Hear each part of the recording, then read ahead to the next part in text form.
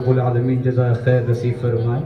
پھر میں آپ حضرات کو خطابت کے گلستان میں لے جا رہا ہوں، اور اس کے لیے میں جنہیں دعوت اسٹیج دے رہا ہوں وہ شہر بیلگام کے بہت ہی معزز حضرت مولانا بلال صاحب دامت برکاتہم العالیہ ہیں۔ اس شعر کے ساتھ کہ خدائے لم یزل کا دست قدرت تو زباں تو ہے، یقین پیدا کرے غافل کہ مغلوب غماں تو ہے، پرے ہے چرخ نیلی فام سے منزل مسلماں کی، پرے ہے چرخ نیلی فام سے منزل مسلماں کی، ستارے جس کی گرد راہوں وہ کارواں تو ہے، سبق پھر پڑھ صداقت کا عدالت کا شجاعت کا، لیا جائے گا تجھ سے کام دنیا کی امامت کا۔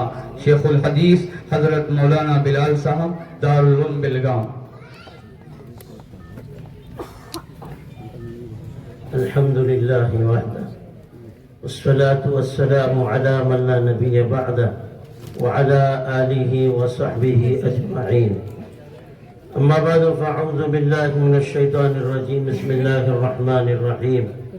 وإذ قال ربك للملائكة إني جاعل في الأرض خليفة قالوا أتجعل فيها من يفسد فيها ويسفك الدماء ونحن نسبح بحمدك ونقدس لك قال إني أعلم ما لا تعلمون. وقال النبي صلى الله عليه وسلم كلكم راع وكلكم مسؤول عن رعيته، الأمير راع ومسؤول عن رعيته، الرجل راع في أهله ومسؤول عن رعيته، أو كما قال عليه الصلاة والسلام.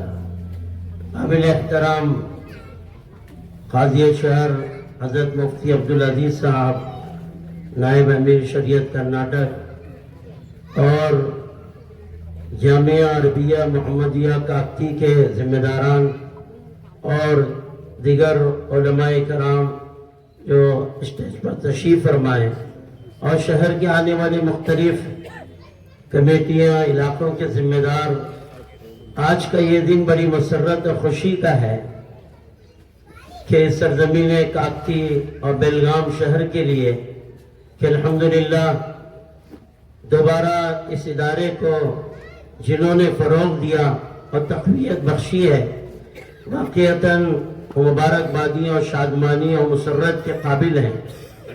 ایک ادارہ چلانے کے لیے جتنی کوشش مالی اعتبار سے عوام سوچتی ہے، ایسا نہیں ہے۔ ادارے جو چلتے ہیں اندر کے فکر و طلب سے چلتے ہیں، اور ادارے چلتے ہیں اندر کے رونے دھونے سے۔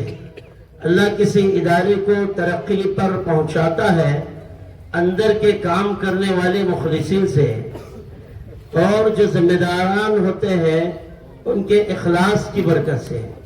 آج کل ہمارے نظریہ ہے کہ جی دینی اداروں کی کیا ضرورت ہے۔ میں اس میں اس لیے روشنی ڈالنا چاہتا ہوں کہ میں الحمدللہ کئی ملکوں میں جا چکا ہوں، جو ادارے اور جو مدارس بر صغیر میں، الحمدللہ ہندوستان پڑوس ملک بنگلہ دیش میں جو نظارے اداروں کے اور علماء کے نظر آتے ہیں، پوری دنیا میں آپ کو کہیں نظر نہیں آئیں گے۔ عرب کے کئی ملکوں میں بھی جانا ہوں الحمدللہ، لیکن یہ جو عبارتیں آپ کو نظر آ رہی ہیں، یہ جو قیام اور طلبہ کا یہاں رہنا اور ان کا پڑھنا پڑھانا، اساتذہ کا، یہ مناظر آپ کو پوری دنیا میں نظر نہیں آئیں گے۔ البتہ یہ ہے کہ ہندوستان کے وہ علماء جو افریقہ کے بنجر زمینوں پر جو لہلہاتی ہریالی کی طرح انہوں نے ادارے اور مساجد کا ایسا جال پھیلا دیا ہے، ایسا لگتا ہے جب ان ملکوں میں جاتے ہیں کہ خود ہم ہندوستان میں ہیں۔ واقعتاً علماء کی کیا ضرورت ہے، ہندوستان میں اس کا زیادہ احساس نہیں ہو رہا ہے شاید پڑھے لکھے طبقے کو۔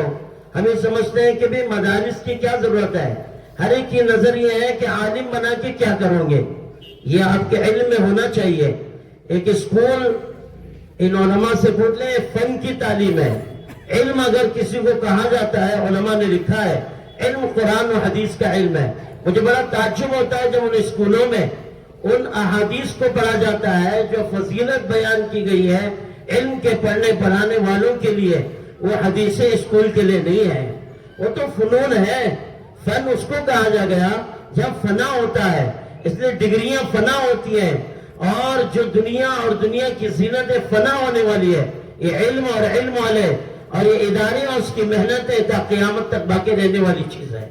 یاد رکھیں، امام بخاری رحمۃ اللہ علیہ نے روایت بھی لائی ہے، چاہے تم کتنے بڑے ڈگری والے بن جاؤ، کتنے بڑے عہدے پر آ جاؤ، دنیا میں حکومتیں تمہارے ہاتھوں میں آ جائے، یاد رکھیں اس وقت جب اللہ تعالیٰ ساری دنیا کے لیے جنت و جہنم کا فیصلہ کرے گا، اللہ تعالیٰ اعلان فرمائیں گے ایک نعمت میری اور باقی ہے، سوچ لو۔ وہ کہیں گے کون سی نعمت ہے؟ تو نے تو ساری نعمتیں ہمیں دے دی، یہ حوریں غلمان اور یہ پھل فروٹ ساری دے دی۔ فرمائیں گے اپنے علماء سے پوچھ لو، علماء فرمائیں گے کہ ایک اللہ کا دیدار باقی ہے۔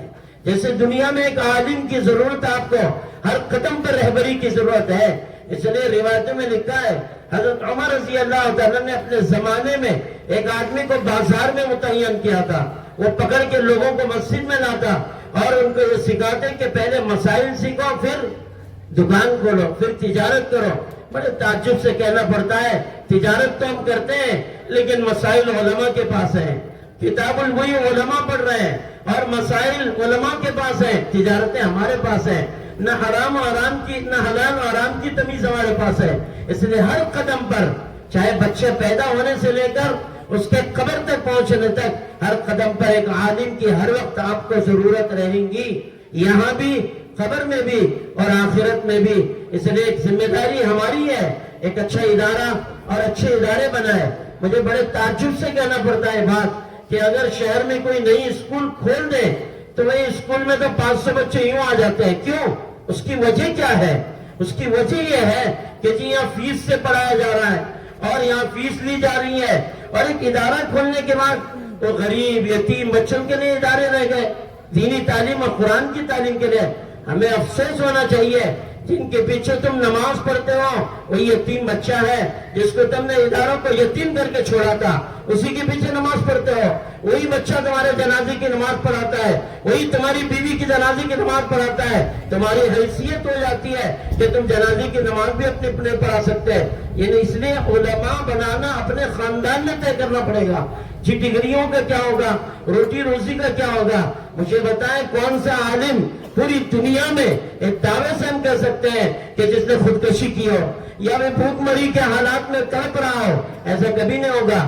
جس کے سینے میں قرآن ہو، جس کے سینے میں رسول اللہ صلی اللہ علیہ وسلم کی تعلیمات ہو، جس کے سینے میں علم الہی اور علم نبوت موجود ہو، اللہ تعالیٰ اس شخصیت کو، اس عالم دین کو دنیا میں کبھی بھی ضائع نہیں کرے گا۔ پوری دنیا اس کا ہاتھ چھوڑ دے تب بھی اس کا اللہ ہے جو اس کا محافظ بھی ہے اور اسے آگے بڑھانے والا بھی ہے۔ شرط یہ ہے جن کے ہاتھوں میں علم ہے، جن کے ہاتھوں میں ادارے ہیں، وہ مخلصین ہونا چاہیے، دلوں میں نیتیں صاف ہو۔ بڑی مسرت اور خوشی ہے کہ ہمارے جامعہ طاقتی کے اس محمدیہ مدرسے کو دوبارہ فروغ دینے کے لیے ہم نے کوشش کی۔ جو کمیٹی ہے، ذمہ داران ہے، وہ بھی ماشاءاللہ اس مسرت اور خوشی کے اور مبارکبادی کے مستحق ہیں، اور پڑھانے والے اساتذہ اس سے زیادہ مستحق ہیں، کیونکہ اندر کا کام ایک بڑا پیچیدگی کا کام ہوتا ہے، ادارے کا اندر کا کام وہ ہم نہیں سمجھ سکتے۔ مجھے بڑے یہ بات افسوس سے کہنا پڑتا ہے، مجھے مدرسے میں جب آتے ہیں تو ہر ایک کی نظر حساب کتاب پر ہوتی ہے۔ یاد رکھنا چاہیے کہ جہاں اپنی زندگی ہم کھپا رہے ہیں 2 روپے کے محتاج نہیں ہے، ایک حمال بھی کما کے 500 روپے بیلگام میں کماتا ہے، تو ایک عالم بھوکا رہے گا۔ ہر ایک کی نظر ہے کہ مدرسہ کھولے تو میں مدرسہ کھول دیا تو پیسے کھائے گا۔ ارے کیسے نظریات ہیں؟ کم سے کم نسل کو تو دیکھو، ان لوگوں کو تو دیکھو جو کام کر رہے ہیں، کیسی قربانیاں ہوتی ہیں مدرسوں میں، کم تنخواہ میں کام کرنا اور پڑھے رہنا، بچوں کو تیار کرنا، آپ کے اماموں کو تیار کرنا، آپ کے بچوں کو پڑھانے والے مکاتب کے اماموں کو تیار کرنا، یہ ساری ایک مستقل محنت ہے۔ یاد رکھیں یہ ڈگریاں تو یہاں ختم ہو جائیں گی، لیکن یہ علماء جو ان چٹائیوں پر بیٹھنے والے، یہاں مجاہدہ کرنے والے، یہاں تکلیفیں اٹھانے والے، آپ کے سفارشی کل قیامت کے دن ہوں گے۔ اس لیے روایت میں بخاری شریف میں کہ رسول اللہ صلی اللہ علیہ وسلم فرمایا آدم علیہ السلام کے بعد ساری امت جائے گی، وہ کہیں گے میں کچھ نہیں کر سکتا، میں نے وہ پھل کھا کے غلطی کی، دنیا میں آنے کا میں ذریعہ بنا۔ یہی ابراہیم علیہ السلام کے بعد، یہی موسیٰ اور عیسیٰ کے بعد تمام انبیاء سے گزریں گے، لیکن آخر میں محمد رسول اللہ صلی اللہ علیہ وسلم سجدے میں پڑے ہوں گے اور اللہ تعالیٰ فرمائیں گے کہ نبی کریم صلی اللہ علیہ وسلم کے لیے یہ اللہ کہتا ہے اے اللہ اللہ تعالیٰ فرمائیں گے ارفع راسک یا محمد، سر تو تک، اے محمد سر اٹھاؤ اور جو چاہے مانگو آج تمہیں دیا جائے گا۔ وہ مقام جو سفارش کرنے کا ہے، جہاں رسول اللہ صلی اللہ علیہ وسلم کو اللہ نے دیا ہے، وہی سفارش کا مقام کل قیامت کے دن علماء کو دیا جائے گا۔ یہ علماء سفارش کریں گے، اس لیے حدیثوں میں 10 آدمیوں کا حافظ جنت میں لے جائے گا، اور ایک عالم 70 کا ذکر ہے، 70 خاندان علماء نے لکھا ہے، یہ 70 آدمی ایسے جن پر جہنم واجب ہو چکی ہوں گی، ان کو نکالنے کا اللہ یہ موقع دے گا کہ ان کو جہنم سے نکالو اور جنت میں داخل کرو۔ یہ مقام علماء کو دیا جائے گا۔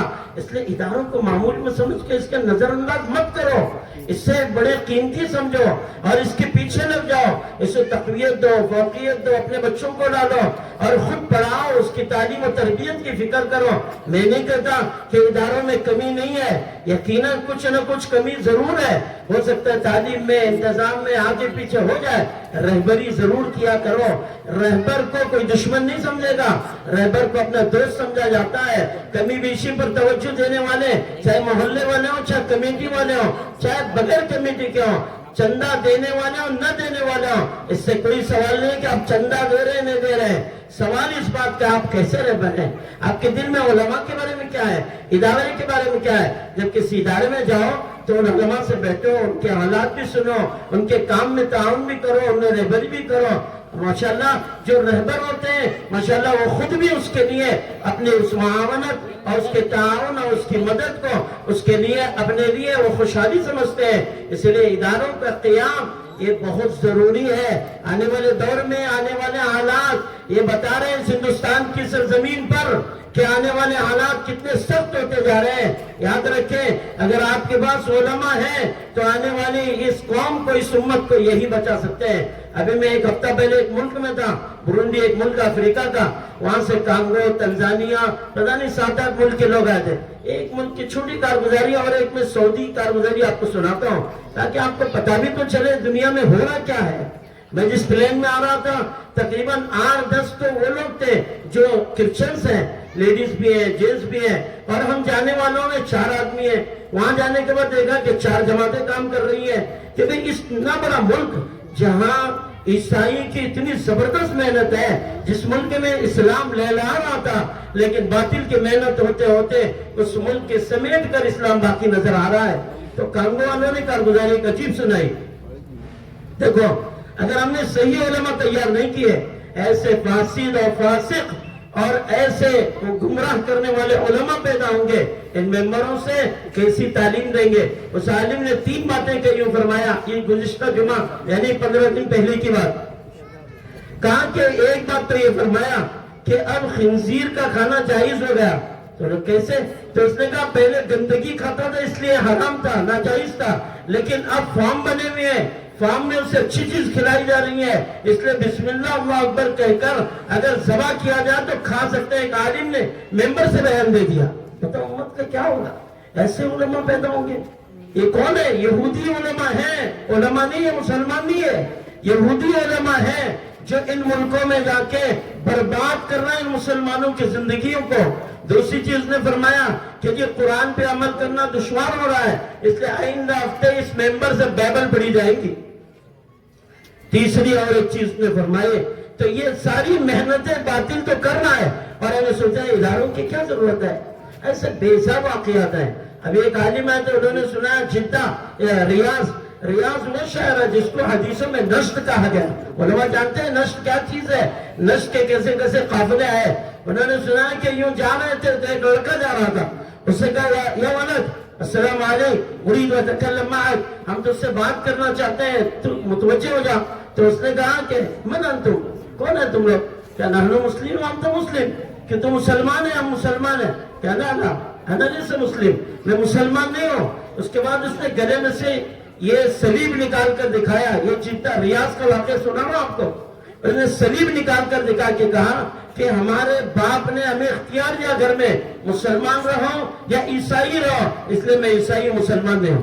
یہ اولادیں ہیں جن کو صحابہ کہا گیا، یہ اولادیں جن کے ہم حدیثیں پڑھ رہے ہیں، روزانہ تعلیم میں تفسیر میں سنتے ہیں علماء سے، یہ وہ صحابہ ہیں جن کی قربانیوں سے دین ساری دنیا میں آیا ہے.